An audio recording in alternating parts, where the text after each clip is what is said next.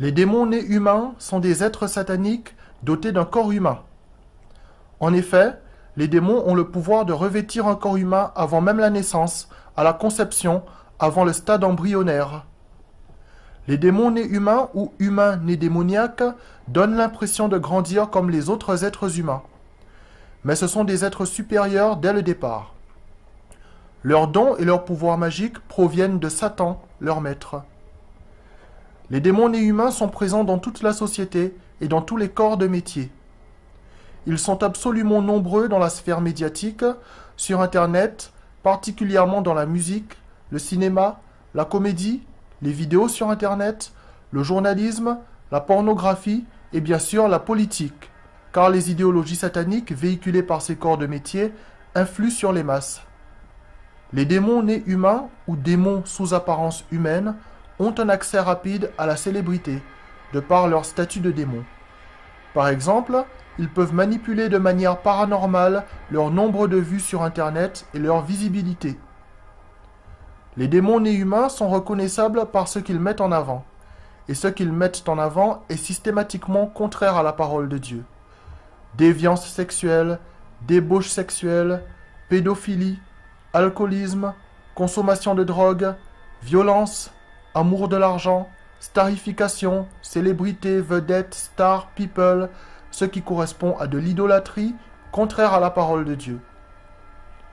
Les humains qui pratiquent ces choses et qui ne se repentent pas iront en enfer, et c'est principalement l'objectif des démons nés humains, amener avec eux les âmes humaines en enfer, sachant que leur sort est scellé. Les démons nés humains ont été évoqués dans la Bible. En effet, les Néphilim étaient des démons nés humains, des géants issus d'accouplements entre des démons et des femmes. Les géants Néphilim sont morts, ne disposant que d'une vie humaine. Beaucoup parmi ces géants ont péri durant le déluge des eaux à l'époque de Noé. Mais les démons, en tant qu'esprits, sont évidemment restés en vie. Ils ont traversé le temps, les époques, les âges. Beaucoup de figures historiques importantes sont des démons nés humains. Ce sont des démons qui ont revêtu des corps humains tout au long de l'histoire. Les démons nés humains ou humains nés démoniaques sont actuellement très nombreux dans notre société. Leur talent inimitable en musique, par exemple, est dû à leur statut de démon. C'est pourquoi ils créent des complexes et des frustrations chez les êtres humains normaux qui n'arrivent pas à atteindre leur niveau, leur talent, leurs connaissances. Ces démons nés humains sont, par exemple, des chanteuses avec une voix saisissante, des chanteurs qui font sensation, des musiciens impressionnants, des musiciennes de génie, qui pour réussir passent tous par un culte satanique comme la sodomie. Ils en font d'ailleurs la promotion.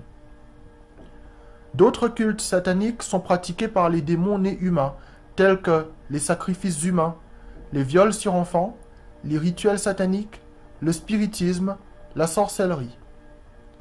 Dans le monde du spectacle, dans la politique, dans l'industrie musicale, dans le jazz par exemple, l'humiliation sodomite est répandue.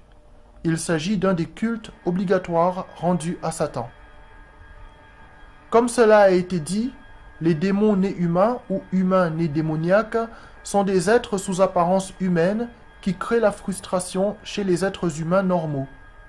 En effet, étant dotés de talents et de connaissances supérieures à celles des humains normaux, ils obtiennent de ces derniers une vénération et un culte de la personnalité, dans les médias, sur Internet et lorsqu'ils sont sur scène. L'existence de ces démons nés humains est dévoilée sur Internet. Certains leur donnent le nom de reptiliens, de clones, d'extraterrestres ou d'aliens. Les démons nés humains ou humains nés démoniaques, ainsi que les démons spirituels, périront avec Satan lors du jugement dernier. Ils seront jetés en enfer avec les âmes humaines qui les ont suivis. Ce qui sauvera des âmes, ce qui mènera des âmes humaines au paradis éternellement, c'est la repentance en Jésus, la foi, les œuvres de foi, ainsi que la proclamation du royaume de Dieu à venir.